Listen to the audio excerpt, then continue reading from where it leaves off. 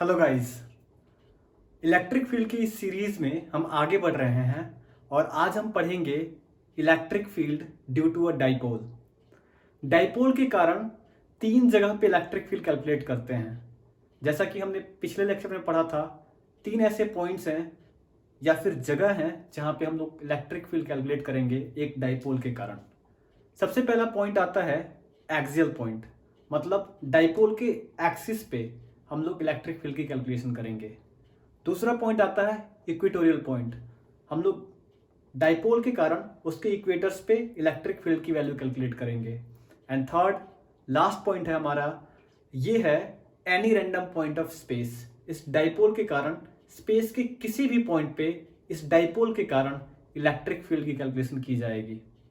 ठीक है, तो इस सीरीज में हम लोग सबसे पहला लेते हैं, जो हमारा पहला हेडिंग है वो है electric field due to a dipole at its axis. Heading लगा लीजिए।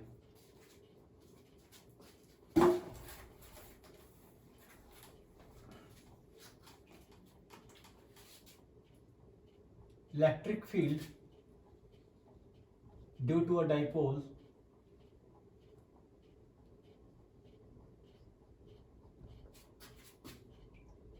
हम लोग पहला केस लेने जा रहे हैं, that is at its axis.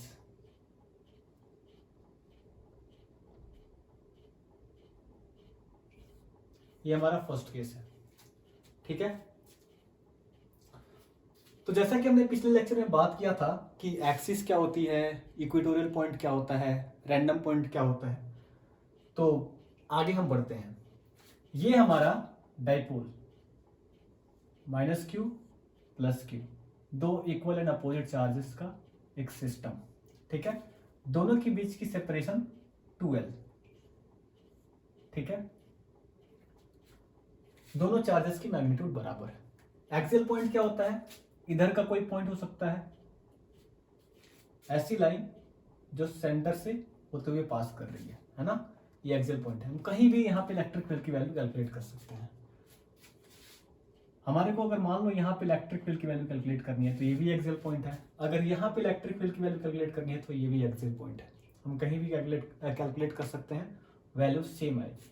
ठीक है, तो हम यहाँ पे ये कोई पॉइंट है हमारा R, यहाँ पे हमारे को इलेक्ट्रिक फील्ड की वैल्यू कैलकुलेट करनी है इस डाइपोल के कारण। हम यहाँ पे भी कर सकते हैं, कोई दिक्कत नहीं है। ठीक है, हम वहां पे करने की कोशिश करते हैं। आइए, तो ये है हमारा कोई पॉइंट R, यहाँ पे मेरे को इलेक्ट्रिक फील्ड की वैल्यू कैलकुलेट करनी है इस डाइपोल के कारण।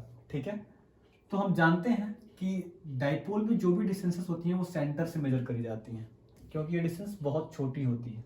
ठीक है, सेंटर से इस पॉइंट का डिस्टेंस दिया गया है x, है ना, यानी कि डाइपोल से x डिस्टेंस अवे कोई पॉइंट है R, वहां पे मेरे को इलेक्ट्रिक फील्ड की कैलकुलेशन करनी है। ठीक है, तो इलेक्ट्रिक फील्ड की कैलकुलेशन करने के लिए हमारे पास तरीका क्या है, हमारे को सबसे पहले यहाँ पे टेस्ट चार्ज रखना पड़ेगा और इलेक्ट्रिक फील्ड को चेक करनी पड़ेगी कि किधर की तरफ है ना। तो इस माइनस क्यू के कारण यहाँ पे जो इलेक्ट्रिक फील्ड आएगी वो इधर की तरफ होएगी, है ना।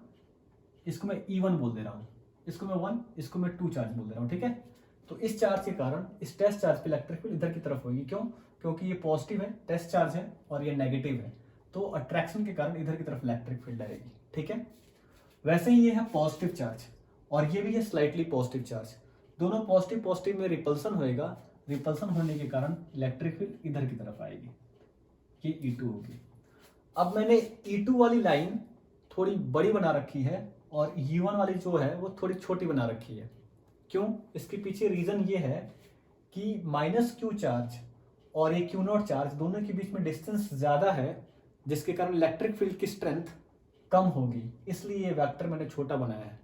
इलेक्ट्रिक फील्ड एक वेक्टर क्वांटिटी होती है, लेकिन इस प्लस क्यू चार्ज और ये Q0 टेस्ट चार्ज, इन दोनों के बीच में सेपरेशन कम होने के कारण इलेक्ट्रिक फील्ड की स्ट्रेंथ ज्यादा होगी, इसलिए इलेक्ट्रिक फील्ड इधर की तरफ बड़ी बनाई गई है। ठीक है, तो अगर मेरे को इस पॉइंट पे नेट इलेक्ट्रिक फील्ड जानना है, इस पर्टिकुलर पॉइंट R पे अगर मेरे को इलेक्ट्रिक फील्ड की नेट वैल्यू जाननी है, तो ई नेट की वैल्यू कितनी होगी, ई नेट की वैल्यू हम लोग लिख सकते हैं E2 माइनस E1, है ना। क्यों? अगर हम लोग वेक्टर फॉर्म में भी देखें तो हमारे को क्या करना पड़ेगा, वेक्टर एडिशन करना पड़ता है। दोनों वेक्टर्स के बीच में एंगल कितना है, एंगल जो है 180 डिग्री का है। और जब हम लोग ई नेट की वैल्यू कैलकुलेट करने के लिए ये फॉर्मूला लगाएंगे, √E1 square plus E2 square plus 2E1 E2 cos 180 degree, तब भी हमारे को ये वाली वैल्यू मिलेगी, ये वाली वैल्यू मिलेगी। यहाँ से एक बार मैं ओरली करके समझा देता हूँ। 180 डिग्री की वैल्यू कितनी होती है, 180 डिग्री की वैल्यू होती है -1, है ना। तो ये पूरा टर्म बन जाएगा E1 square plus E2 square minus 2E1 E2, ठीक है। ये पूरा टर्म बन गया -2E1 E2। अब इसको ध्यान से देखा जाए तो ये ए स्क्वायर माइनस बी स्क्वायर का होल स्क्वायर बन गया। ये वाला पूरा टर्म लिख देता हूँ मैं, ये बन गया E1 square plus E2 square minus 2E1 E2। और ये टर्म क्या बन गया, A square plus B square minus 2AB, यानी कि a माइनस बी का whole square, that means E1 minus E2 का होल स्क्वायर, ठीक है। इसको हम लोग क्या लिख सकते हैं, E1 माइनस E2, ठीक है। अगर यहाँ पे E2 बड़ा है तो हम लोग E2 माइनस E1 भी लिख सकते हैं, ठीक है, कोई दिक्कत नहीं है। मेरे ख्याल से ये बात क्लियर हो गई होगी। तो ये है हमारा ई नेट की वैल्यू, है ना। तो हम लोग यहाँ पे क्या लिख सकते हैं, इसमें से बड़ा वेक्टर कौन सा है, E2, तो E2 माइनस E1 बड़े वाले में से सब्ट्रैक्ट कर दिया, ठीक है। इस तरह से हम लोगों यहाँ पे डायरेक्ट E2 माइनस E1 भी लिख सकते हैं, ठीक है। आइए अब कैलकुलेशन करने की कोशिश करते हैं। पहले अगर मेरे को ई नेट की वैल्यू चाहिए तो मेरे को E2 भी चाहिए और E1 भी चाहिए। तो E2 और E1 की वैल्यू कैलकुलेट करते हैं। सबसे पहले E1 की वैल्यू जानने की कोशिश करते हैं। E1 की वैल्यू कितनी होएगी हमारे को, ये तो पॉइंट चार्ज है ना, इस पॉइंट चार्ज के कारण यहाँ पे इलेक्ट्रिक फील्ड कितनी होगी, KQ/r²। क्या लिखूं मैं, KQ चार्ज की मैग्नीट्यूड अपॉन r²। यहां से लेकर यहां तक की सेपरेशन कितनी है, this separation is x, this separation is x and this separation is l, है ना। ये l और ये x दोनों मिलके कितने हो गए, x प्लस l का होल स्क्वायर। KQ/r² होता है ना, ठीक है। वैसे ही E2 की वैल्यू कितनी हो जाएगी, E2 यहां से लेकर यहां तक की सेपरेशन है ना, ये वाली सेपरेशन। तो हमारे को तो ये सेपरेशन पता है, दैट इज x, मेरे को ये सेपरेशन चाहिए। इसके लिए क्या करना पड़ेगा, इस कंप्लीट x में से अगर मैं इस l को सब्ट्रैक्ट कर दूं तो मेरे को ये वाली सेपरेशन मिल जाएगी। फिर से देखो, यहां से यहां तक x है, इस l को हटा दूं तो मेरे को ये वाली सेपरेशन मिल जाएगी। मेरे को क्या करना पड़ेगा, KQ/r² की जगह पे ये है टोटल x, इसमें से l को निकाल दें तो मेरे को ये वाला टर्म मिल जाएगा। तो that means x minus l का होल स्क्वायर, ठीक है। अब मेरे पास E2 और E1 की वैल्यू आ गई है, मैं इसको यहाँ पे पुट कर दूंगा, मेरे को आंसर मिल जाएगा, है ना। आइए करते हैं। E2 की वैल्यू कितनी है, KQ/x माइनस l का होल स्क्वायर। E1 की वैल्यू कितनी है, KQ/x प्लस l का होल स्क्वायर, ठीक है। इन दोनों को मेरे को सब्ट्रैक्ट करना है, ठीक है। आइए करते हैं। पहले नीचे वाले को मैं एडजस्ट करने की कोशिश करता हूं। नीचे में क्या हो जाएगा, x माइनस l का whole square into x plus l का होल स्क्वायर। कोई दिक्कत नहीं है, इनके एलसीएम ले रहे हैं, x माइनस l का whole square, x plus l का होल स्क्वायर मल्टीप्लाई करके लिख दिया, ठीक है। अब देखो x माइनस l का होल स्क्वायर से ये वाला टर्म कैंसिल हो जाएगा, है ना। क्या बचेगा, x प्लस l का होल स्क्वायर इंटू KQ, है ना, ठीक है। ये minus sign, x plus l का होल स्क्वायर से ये वाला x प्लस l का होल स्क्वायर कैंसिल हो जाएगा। क्या बचेगा, x माइनस l का whole square, x minus l का होल स्क्वायर इंटू KQ, ये टर्म बचेगा, है ना। अब यहाँ से क्या क्या चीजें कॉमन आ रही है उनको मैं बाहर ले लेता हूँ, है ना। यहाँ पे कॉमन आ रहा है, KQ कॉमन आ जा रहा है ना, KQ कॉमन आ गया। अंदर में क्या बचेगा, x प्लस l का whole square, x plus l का होल स्क्वायर में खोल देता हूं तो क्या बचेगा, यहाँ पे x square plus l square plus 2xl, ये माइनस है, माइनस x माइनस l का whole square, x minus l का होल स्क्वायर क्या होगा, x square plus l square minus 2xl। लेकिन ये माइनस साइन सबकी साइन को चेंज कर देगा, तो यहाँ पे क्या हो जाएगा, पहले मेरे को लिखना है x स्क्वायर, लेकिन ये माइनस है तो क्या हो जाएगा, माइनस x स्क्वायर, है ना। मैंने लिख दिया माइनस एक्स स्क्वायर, ठीक है।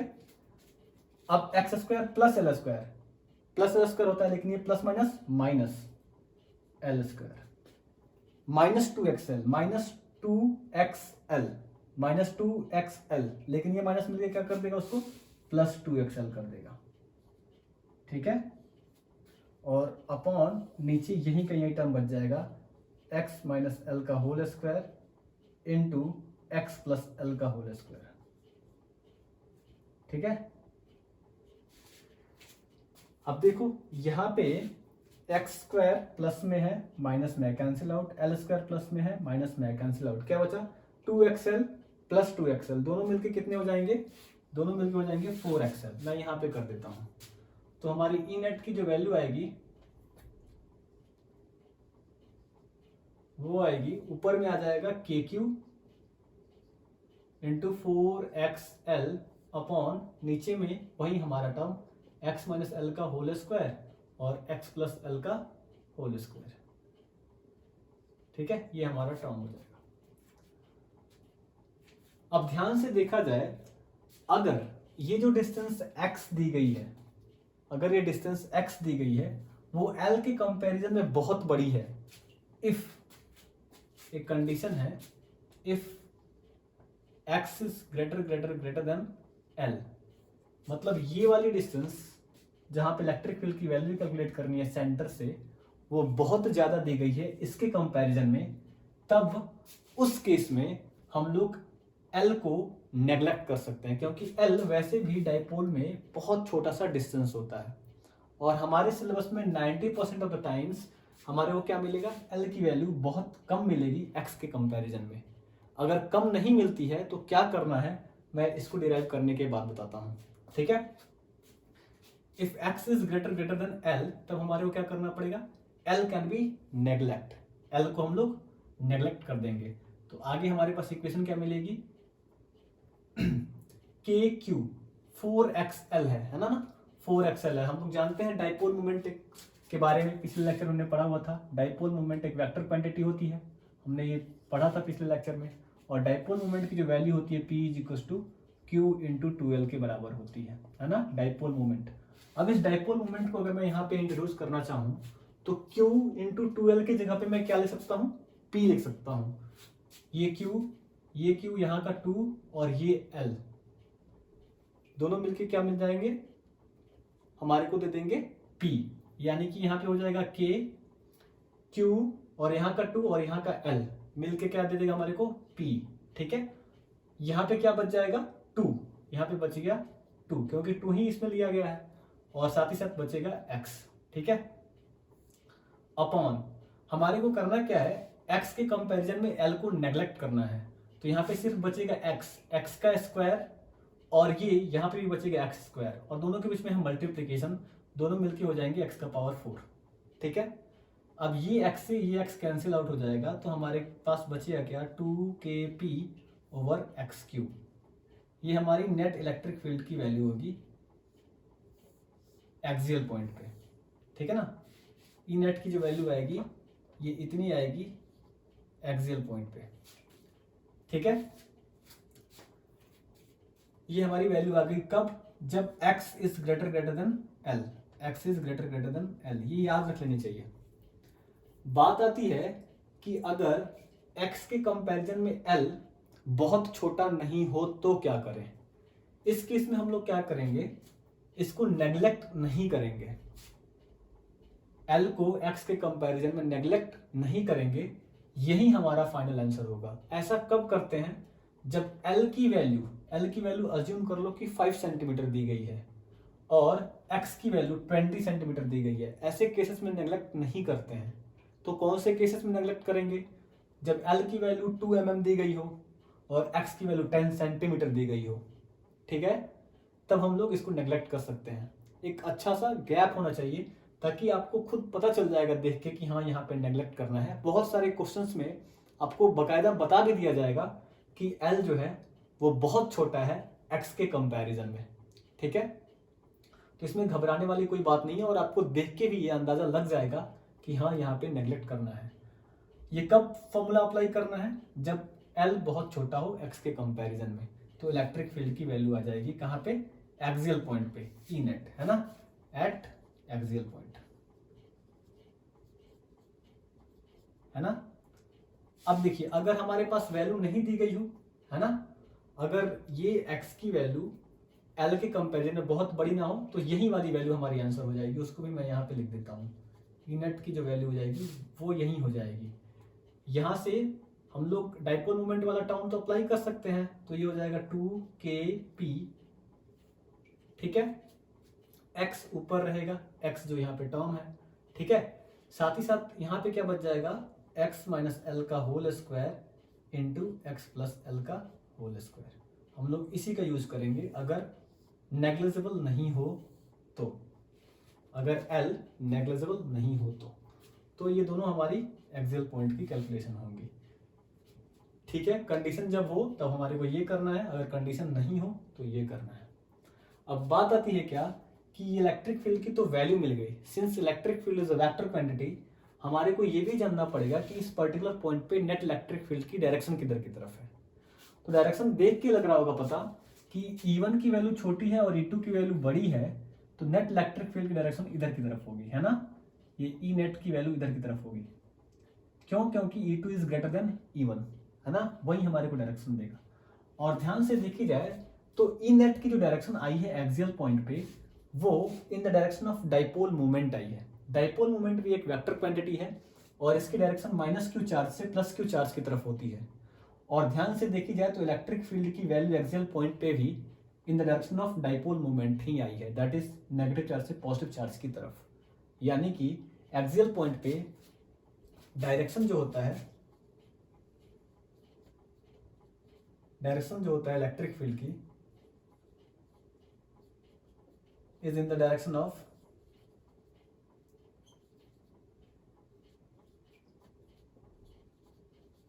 डाइपोल मोमेंट, ठीक है, dipole moment that is minus Q two plus Q charge. ये बात ध्यान में रखनी चाहिए, direction of electric field is in the direction of dipole moment. कहाँ के लिए, एक्सियल पॉइंट के लिए है, ये एक्सियल पॉइंट के लिए है ना, ये एक्सियल पॉइंट के लिए बात ध्यान में रखनी है, ठीक है।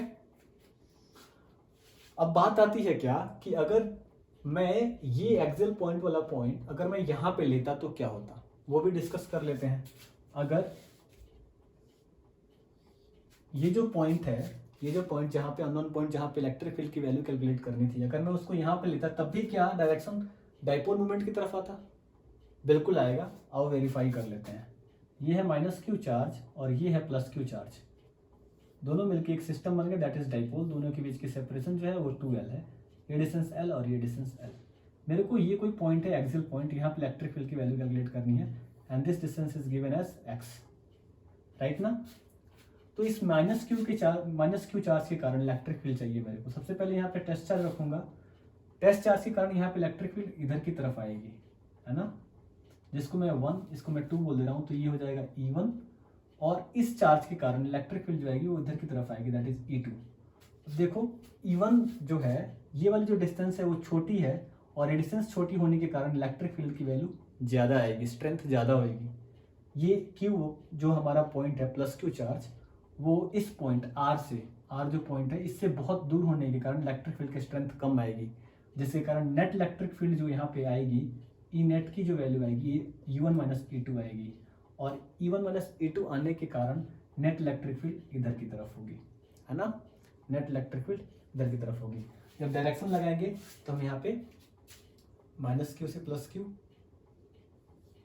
की तरफ ही डायरेक्शन आ रही है दोनों केसेस में, तब हमारे को यहाँ पे वेक्टर लगाना पड़ेगा। डायरेक्शन लिख रहे हैं तो वेक्टर साइन लगाना पड़ेगा, ठीक है, ये बात ध्यान रहे।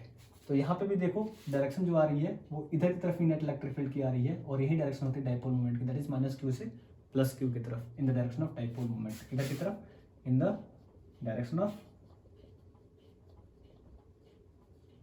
Dipole moment. हर जगह आप चाहे यहाँ पे ले लो, यहाँ पे ले लो, यहाँ पे ले लो, कहीं भी ले लो, डाइपोल का अगर एक्सियल पॉइंट है, एक्सियल पॉइंट पे हर जगह electric field, net electric field direction हमेशा डाइपोल मोमेंट के डायरेक्शन में आएगी, ठीक है। ये है कहानी हमारे एक्सियल पॉइंट की। अगर आप लिखना चाहो तो लिख सकते हो।